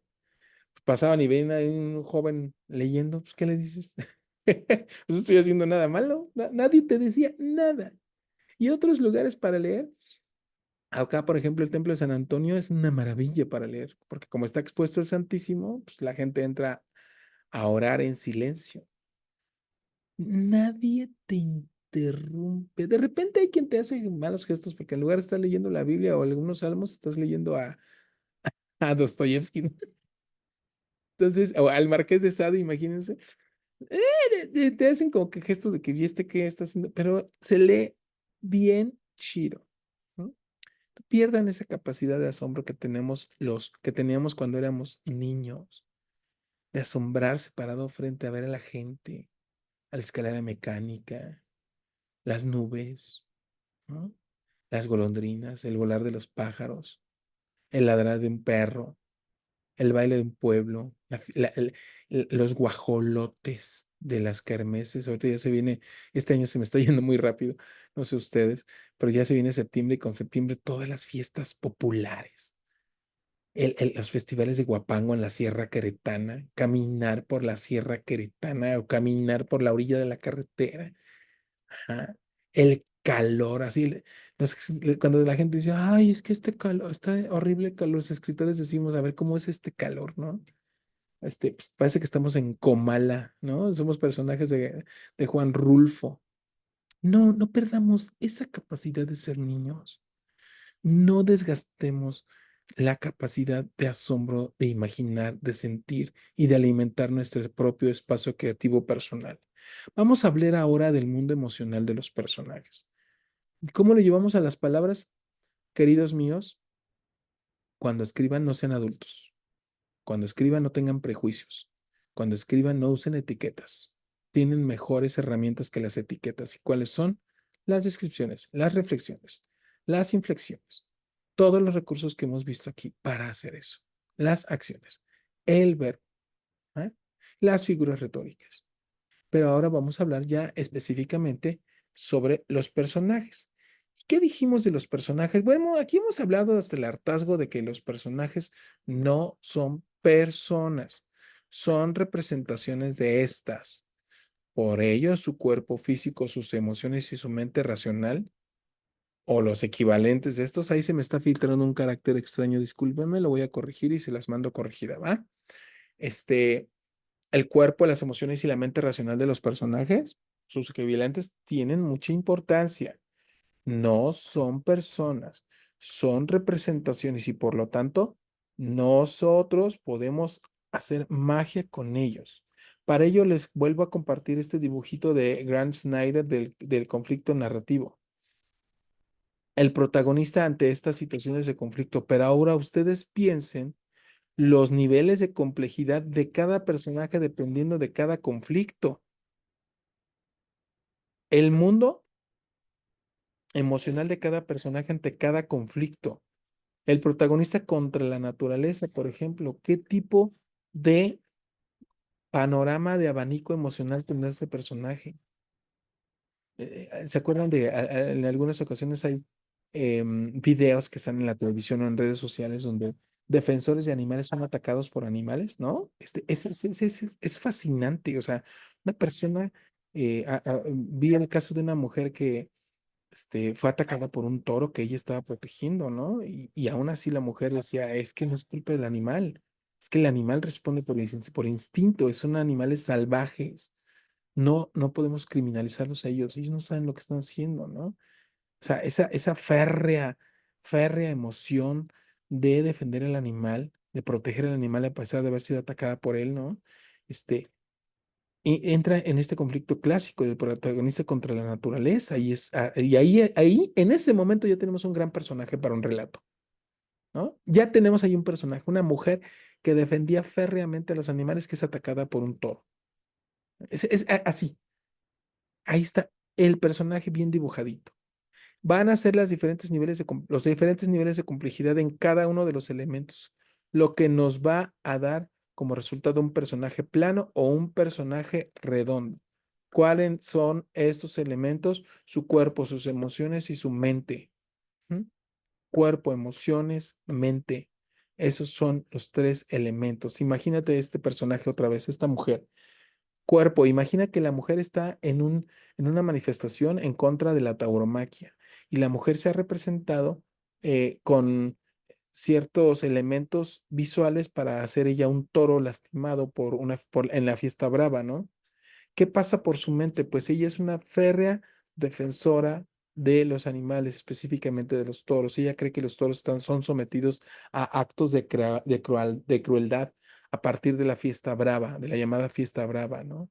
Y su mente racional, bueno, su mente racional es participar en una manifestación pacífica para exigir en las autoridades que haya modificaciones en el código urbano para prohibir la tauromaquia, ¿no? Ahí ya tenemos un personaje y de repente esta mujer que está participando llega a su casa en donde vive en una casa amplísima que incluso cuenta con una especie de campo y donde ella resguarda un toro que lo tiene bajo su protección, que lo alcanzó a rescatar antes de que lo metieran a la plaza de toros y ella decidió llevárselo a su casa. Y un día que ella estaba preparando la comida, el toro la ataca, ¿no? Ahí tenemos un personaje complejo. Y ya tenemos un conflicto planteado y una ironía. ¿Qué ironía? O sea, la chica siendo una defensora de los animales es atacada por un toro, ¿no? Por un animal, ¿no? Ahí, en ese momento, ya tenemos un muy buen arranque para una historia a partir de un personaje. Vamos a ver qué nos dice Edward Morgan Forster en su novela Aspectos de la novela. Una de las grandes ventajas de los personajes planos es que se les reconoce fácilmente cuando quiera que aparecen. Son reconocidos por el ojo emocional del lector, no por el ojo visual que meramente toma nota de las recurrencias de un nombre propio. Así se reconocen a los personajes planos. Hay personajes tan someramente dibujados que no son más que una emoción puesta en movimiento. La mujer que llora, ajá. El niño que ríe, el millonario. Es un millonario. Este millonario era muy avaro y nunca se tocaba el corazón para apoyar a sus trabajadores. Sí, sí, no, no hay más. Son personajes totalmente planos, unidimensionales, no redondos, no tienen otra dimensión. La chica del toro, era una defensora de los animales y fue atacada por un animal y aún así ella no se debatió o puso en duda su espíritu para defender a los animales. Ahí es distinto. Era un hombre que había sido policía y que ahora se dedicaba a matar. Mm, sí, ¿y? ¿No? ¿Y qué? Hay una novela donde yo le decía a una compañera, una persona que me estaba muy enojada con lo que le dije, de su personaje principal. Le dije, es que tu personaje protagonista es completamente plano. Creo que ya les había dicho. ¿Por qué dices que es plano? Y porque siempre está contenta, siempre está alegre. Y cuando le pasa algo por las circunstancias de vida, llora, pero ella sabe que va a salir adelante. No, no, no. Eso es pura emoción puesta en movimiento. Una emoción puesta en movimiento. Y no está bien. Por eso los personajes debemos de ponerlos en situaciones de conflictos que les suscite esta multiplicidad de emociones. Ajá. Por eso hablamos del personaje de Susie, ¿no? O sea, Viviana es así, pero también tiene conflictos internos y conflictos que chocan con la realidad con la que está moviendo, porque esos no son personas. Viviana no está llamada a ser un personaje plano, tiene que ser un personaje redondo, complejo, con múltiples facetas y dimensiones, incluso con conflictos internos. Eso ya lo estamos trabajando, eso ya lo estamos viendo en la novela de Juan Carlos, por ejemplo, ¿no? Para llegar a los niveles superiores de complejidad de nuestros personajes, de personajes relevantes de peso en las novelas, necesitan un cuerpo. Ujú. Sí, ok. Ya hablamos del mundo emocional de los personajes. Y este mundo emocional está siempre en constante contacto con el conflicto al que se ven involucrados. Pero ahora vamos a hablar del cuerpo de los personajes. A través del cuerpo de los personajes, este personaje entra en contacto con el mundo. ¿Qué es el cuerpo? El cuerpo es el instrumento a través del cual tu alma, tu ánima, tu ser entra en contacto con el mundo. Tocas, vives, sientes, recaes, te caes. eh, y es a través de los sentidos cuando todos estos canales se activan. Escuchas, saboreas, hueles, ves, tocas. Y no solamente es el mundo exterior el que te envía información, sino también el mundo interior. Y esto se hace en distintos grados, ¿no? Vamos a ver qué nos dice John Dos Pasos. Este es otro libro maravilloso. Ya salió esta edición que les pongo aquí, es la edición más nueva de bolsillo, ya de reciente aparición, no la habían reeditado. Había una de Editorial Espasa, pero era muy cara. De pasta dura, una edición bellísima que todavía la encuentran en librerías como Gandhi o el Sótano. Pero esta es muy barata, esta de edición de bolsillo que sacó ya otra vez Random. Se las recomiendo mucho. Fíjense lo que nos propone aquí Dos Pasos. A la puerta del cementerio, una apisonadora iba y venía repiqueteando por el camino recién asfaltado. Despedía un olor a grasa chamuscada, vapor y pintura caliente. Jimmy Herf andaba por el borde del camino. Las piedras le lastimaban los pies, clavándose en las suelas gastadas de sus zapatos. Se rozaba al pasar con obreros de tez curtida que olían a ajo y a sudor. A los 100 metros se paró. Sobre la carretera gris bordeaba por los postes y alambres del telégrafo, sobre las casas grises, semejantes a cajas de cartón, y sobre los mellados solares de los marmolistas. El cielo tenía un color de huevo de petirrojo. Los gusanos se retorcían en su propia sangre. Jimmy se arrancó la corbata negra y se la metió en el bolsillo. Una canción zumbaba locamente en su cabeza.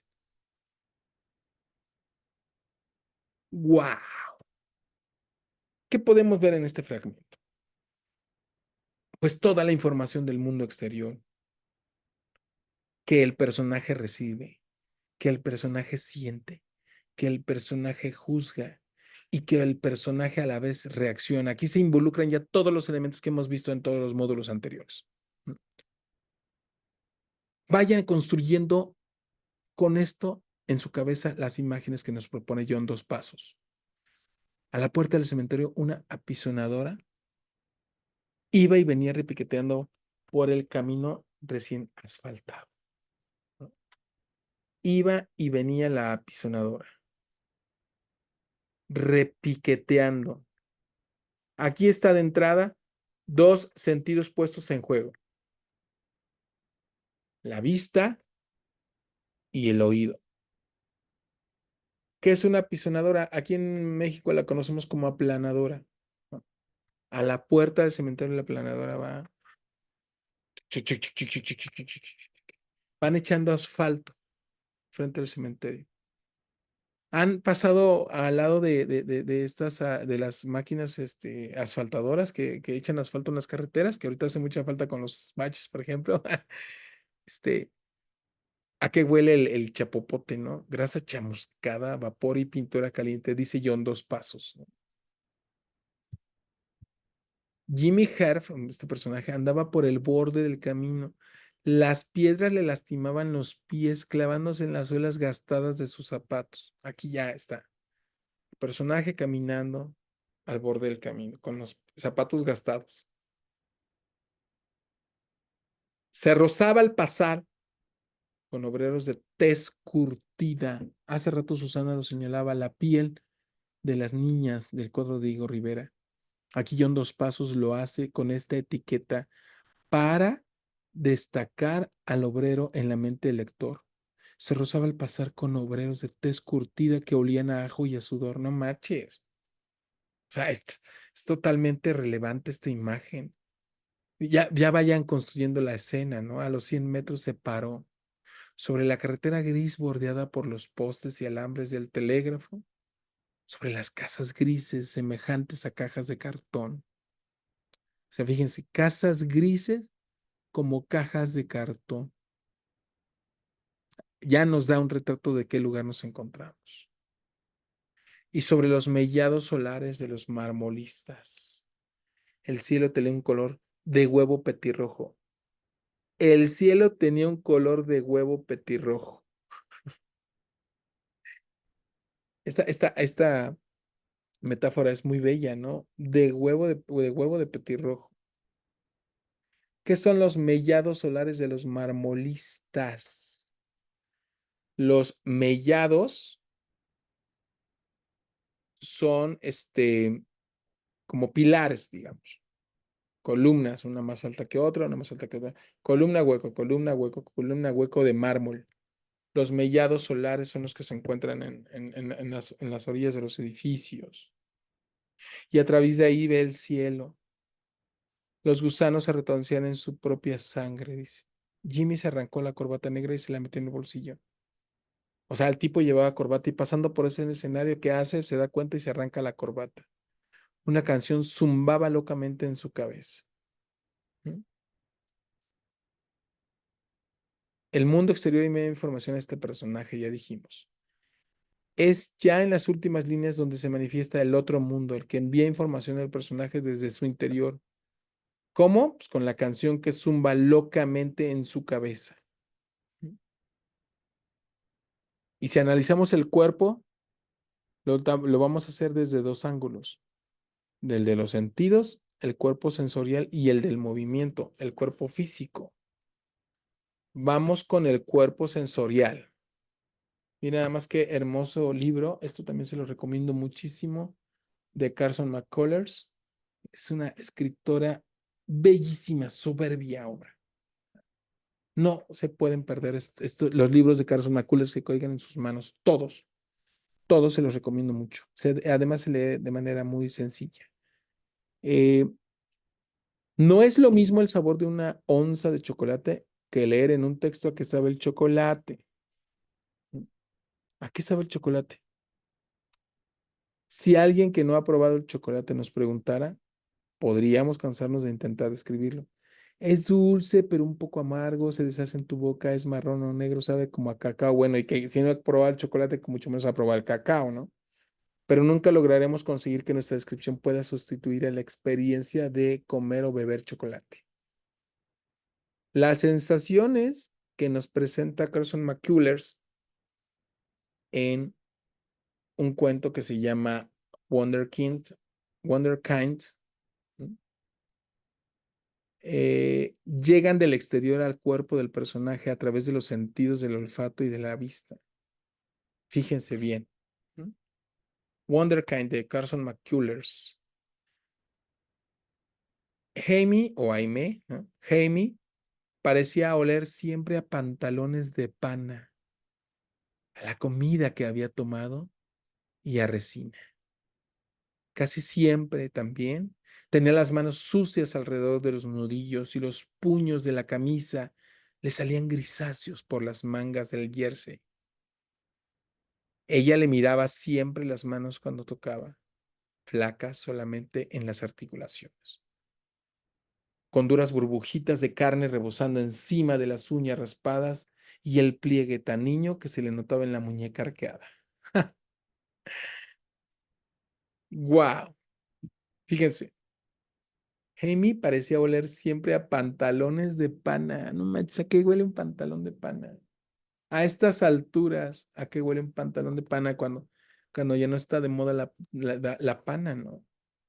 A la comida que había tomado y a resina. A ver, mezclen esos tres olores y sí se pueden dar una idea de qué huele Jamie. ¿A qué huelen sus personajes de ustedes? ¿Qué huelen? Perfume barato, a neftalina, a estiércol, o cómo combinan estos olores, ¿no? Olía, la otra vez decía una descripción de Roberto Bolaño, dice, olía a humedad, a cigarro, con el alimento característico de los hombres que han bebido durante 3 días seguidos. Ah, ¿ah? ¿Qué huele? ¿Cómo describir los olores? ¿Mm? Otro tipo de sensaciones que se pueden manifestar gracias a la combinación de varios sentidos, y no siempre es fácil describir, llegan al personaje del mundo exterior, sino de su propio mundo. No llegan del mundo exterior, perdón, sino de su propio mundo. Bueno, antes de avanzar, fíjense, aquí está el olor. Luego dice, casi siempre también tenía las manos sucias alrededor de los nudillos y los puños de la camisa le salían grisazos por las mangas del jersey. Aquí es la vista, el olor y la vista. Las manos sucias alrededor de los nudillos, los puños de la camisa grisáceos. Ella le miraba otra vez la vista, siempre las manos cuando tocaba, flacas solamente en las articulaciones, con duras burbujitas. Hay una descripción que leí en un libro, no me acuerdo en cuál, que decía, tenía dedos largos cadavéricos. No manches, y en ese momento en tu cabeza, en tu mente se dibuja la imagen de unos dedos largos cadavéricos, ¿no? Atrévanse a este tipo de palabras para el cuerpo sensorial. Flacas solamente en las articulaciones, con duras burbujitas de carne rebosando encima de las uñas raspadas, ¿no? Aquí en esta parte de la uña. Es decir, son manos de trabajador y el pliegue tan niño que se le notaba en la muñeca arqueada. Ajá. Ahí tienen a la genial Carson McCullers. No, esta es Carson McCullers, que le recomiendo muchísimo. Y aquí tenemos a otras dos grandes titanas de la literatura. La primera es Virginia Woolf y la segunda es Agatha Christoph. Eh, estas sensaciones que quiero hablar de estas autoras, y repito, no son del exterior, llegan del mundo interior y no son sencillas de escribir. Por eso Virginia Woolf, por eso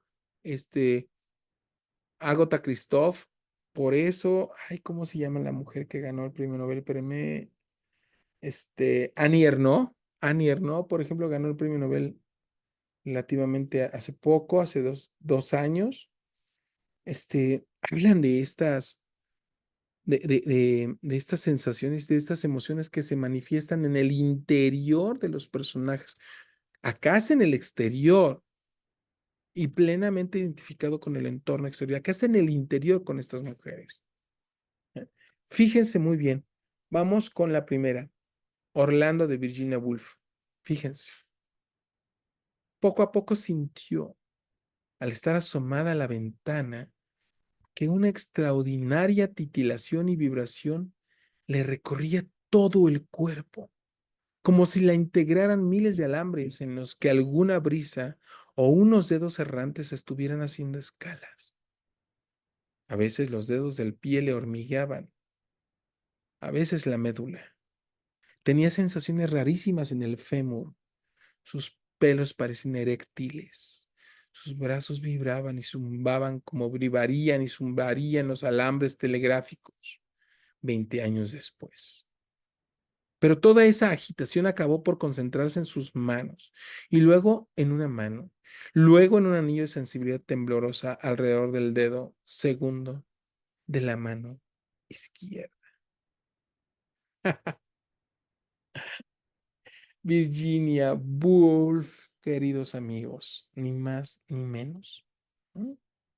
¿Ya vieron? Al estar asomada a la ventana, sintió, ¿no? Poco a poco sintió. Estas emociones, sensaciones se van acumulando poco a poco. Una extraordinaria titilación y vibración le recorría todo el cuerpo. Titilación y vibración, caramba. O sea, ¿a quién se le habría ocurrido utilizar estas palabras? Hemos leído, sintió un escalofrío. No, hombre, acá Virginia Woolf dice titilación y vibración, como si la integraran miles de alambres en los que alguna brisa o unos dedos errantes estuvieran haciendo escala. Ah, Dios de mi vida. Ay, a mí me llamó Ah, la atención, sus pelos parecían eréctiles. Wow, yo ajá, dije, ajá, ¿nunca lo hubiera ajá. descrito mejor? Así es, Susana. Porque esto suscita emociones. A veces los dedos del pie le hormigueaban, a veces la médula, chinga, o sea, ¿cómo te vas de los dedos a la médula? Tenía sensaciones rarísimas en el fémur, sus pelos parecían eréctiles. Eréctil quiere decir que tiene facultad para erectarse, o sea, sus pelos parecían eréctiles, suscitar una emoción similar al erotismo. Luego sus brazos vibraban y zumbaban, como vibrarían y zumbarían los alambres telegráficos 20 años después. O sea, a la luz de la distancia, sigue habiendo vibración y zumbido en este cuerpo. Es maravilloso este esquema corporal que nos presenta Virginia Woolf. Después de toda esta agitación, acabó por concentrarse en sus manos y luego en una mano. Luego es de lo general a lo particular, en la perspectiva y el punto de vista que se está focalizando por parte de la narradora. Las manos, una mano, un anillo de sensibilidad temblorosa alrededor del dedo segundo de la mano izquierda, así. Si estuviéramos en el cine, esta escena sería plano, plano, plano, plano, un plano secuencia del cuerpo y al final cerrar este zoom en el segundo dedo de la mano izquierda, en el anillo. ¿No es exquisito esto? Virginia Woolf, esto, o sea, hay un libro de Virginia Woolf que se llama Un cuarto propio. Hace rato hablamos del espacio propio de libre creación. Bueno, Virginia Woolf en Un cuarto propio habla de este recrear las sensaciones, las emociones como ella lo percibe. Tal cual. Ah, fíjense a Agatha Christoph en este libro que les he recomendado mucho que se llama El Gran Cuaderno. Acuérdense que son 3 libros en uno. Hijo, esta parte me encanta. Fíjense con qué esta maldita, con qué facilidad escribe. Esto me gusta mucho de tu trabajo, Carlos, porque tú tienes esta facilidad de escribir oraciones cortas. Este, en tu caso, Susi, tú estás más cerca de Virginia Woolf, fíjate.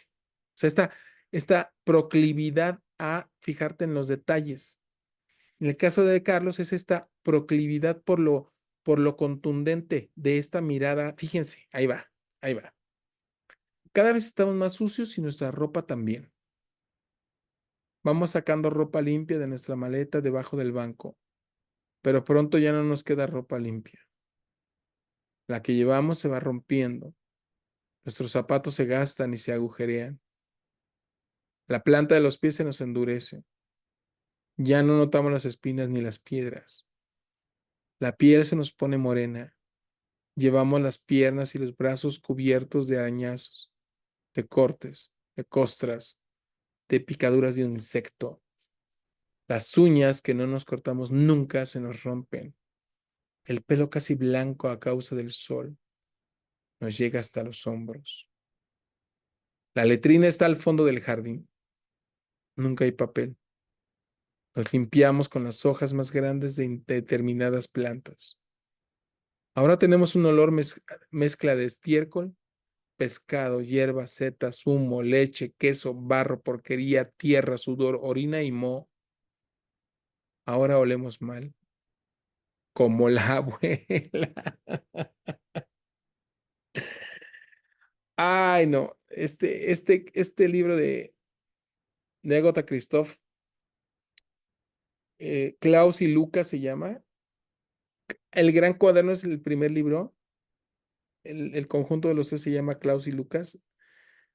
El primer libro me hizo llorar de la perfección con la cual está escrito. Esta parte pertenece al primer libro. Se los ultra increíblemente recomiendo este libro. De verdad, no se van a arrepentir de leerlo. Y obviamente Orlando también de Virginia Woolf. Son, son bellezas increíbles. Vean nada más esto. O sea, son dos hermanos. Klaus y Lucas son dos hermanos. No les quiero echar a perder nada. La primera parte es perfecta. El primer libro es perfecto y es como de 120 páginas. Te lo echas en una sentada. Pero fíjense, o sea, cada vez estamos más sucios y nuestra ropa también. Ese punto, esa coma y ese punto es, digo, esa coma y ese y la conjunción. O sea, quien hizo la traducción hizo un gran trabajo. ¿Cómo separa eso? Luego vamos sacando ropa limpia de nuestra maleta debajo del banco, pero pronto ya no nos queda ropa limpia. Están sacando ropa limpia, pero ya no hay ropa limpia. La que llevan se les va rompiendo. Los zapatos se gastan y se agujerean. Ellos no vestían como acaban vistiendo aquí. Pelean muy bien, eran niños muy, muy hermosos, ¿no? Luego dice, la planta de los pies se nos endurece. Ahí hay una perífrasis, hay contenido que se brincó este texto para fines didácticos solamente, pero vayan viendo, o sea, esta contundencia de las oraciones cortas. La planta de los pies se nos endurece. Ya no notamos las espinas ni las piedras. Y así, con pocas palabras, acá tenemos a la Virginia Woolf elocuente, con esta forma y esta belleza de soltar metáforas y descripciones tan particulares como decir sus pelos parecen eréctiles, ¿no? Sus brazos vibraban y zumbaban como vibrarían y zumbarían los alambres telegráficos 20 años después. Acá no. Acá es decir, ahora olemos mal como la abuela. ¿Y cómo es eso oler mal? Tenemos una mezcla, un olor, mezcla de estiércol, pescado, hierba, setas, humo, leche, queso, barro, porquería, tierra, sudor, orina y moho.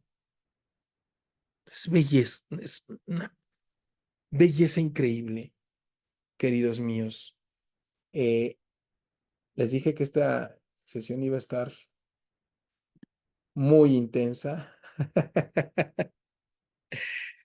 eh, llena de muchas emociones y de mucha belleza. La, la siguiente clase vamos a concluir con este módulo.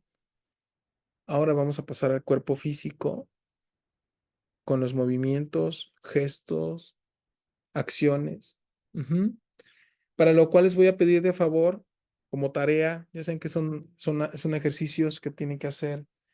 eh, Van a hacer dos cosas. La primera, analicen sus movimientos de ustedes propios. ¿Cómo actúan? ¿Cómo se mueven? Nosotros tenemos una fisonomía particular que nos fue dada. Analízate cómo mueves, cómo te mueves, cómo caminas, tus manos, tus acciones, tus palabras, tu mímica. Una vez en una universidad me dijeron que yo gesticulaba y movía mucho mis manos. Sí, así soy yo, así. Mi amiga Susana me conoce desde hace mucho y sabe que así soy, siempre ando moviendo las manos. ¿Tú cómo lo haces? Ese es el primer punto. El segundo, háganlo, por favor, porque cuando tengamos que hacer retrato de personaje ya de tus proyectos, tenemos que incorporar estos elementos. ¿Cómo son los movimientos de las otras personas? ¿Cómo actúan? ¿Cómo se mueven? ¿Cómo realizan las acciones? ¿Qué guiños hacen? Su rostro. Tú en un espejo, ¿cómo eres cuando eres contento, cuando estás contento, cuando te tomas una foto para el Face, cuando te molestas, cuando te incomoda? ¿Cómo es los gestos de una persona que está borracha, que está drogada? Y trata de escribirlo. Sus labios se cerraban en un punto similar a una flor por nacer. O presionaba sus labios entre los dientes en signo inconfundible de rabia. Estruja el ceño cada vez que se enoja. Presiona la mirada como si la dirigiera a un punto indeterminado del infinito en el horizonte, ¿no? Estos elementos del cuerpo físico van a enriquecer el retrato de tus personajes. ¿Mm? Y otro trabajo más, este es trabajo de observación también. Ya lo hiciste contigo, ahora hazlo con los demás de manera más profunda. Aquello que nosotros le llamamos el corazón. Me rompió el corazón. Es que tengo una herida en el corazón. Ok, eso es una linda metáfora, muy romántica. Lo vamos a seguir haciendo para detectar emociones y sentimientos en los demás. Ujú. Si tu personaje no tiene emoción, no tiene vida. Y aquello que no da vida muere. Analízalo en la gente. ¿Puede ser capaz de interpretar las emociones, el corazón, los sentimientos de las personas? ¿Qué tipo de emociones? Enojo, envidia, tristeza, rabia, ira, ¿no? Alegría. Este, hay personas que sobrereaccionan ante ciertas cosas, ¿no? Y más que estar contentos, a veces son en extremo alegres, ¿no? O frívolos, tristes, apáticos, este, etcétera. Y ya comienza a identificar estas emociones. Algunas son un tanto confusas, ¿no? O, se me estaba olvidando, y lo más interesante, cuando alguien miente, cuando alguien lanza una mentirilla, este, y vamos a cerrar la siguiente semana con la lectura y la escritura del mundo emocional. Ya hablamos del mundo creativo, vamos a hablar del mundo emocional y vamos a hablar de escribir desde la emoción, leer desde la emoción. ¿Mm? Con eso vamos a cerrar nuestro módulo en nuestra última sesión, queridos míos. Les agradezco muchísimo. Mándenme, por favor, sus propuestas de horarios ya para ir trabajando. Ya terminé 2 proyectos que tenía pendientes con 2 escritores y ahora sí me estoy enfocando al trabajo con ustedes. Por favor, díganme en qué momento nos podemos reunir. En el mes de agosto necesito sesiones de 2 horas con ustedes para ir trabajando sus textos, para ir tallereando y para construir sus maquetas de proyecto de novela. ¿Mm? Váyanlo pensando también para que lo vayamos metiendo en concurso o para que lo vayamos enviando a planes de publicación. Yo veo mucho talento en ustedes y sí me gustaría que salieran con un proyecto terminado para publicar. ¿Sale? Bueno, pues qué gusto saludarlos como siempre. Sí, Les mando maestro, un gracias. abrazo y nos vemos muy pronto. Mándenme sus propuestas de horario. Gracias, Carlos. Gracias, querida Susi. Gracias. Gracias, querido Sí, te Carlos. Nos las vemos. mando, bye. Hasta luego. Bye. Chao. Bye.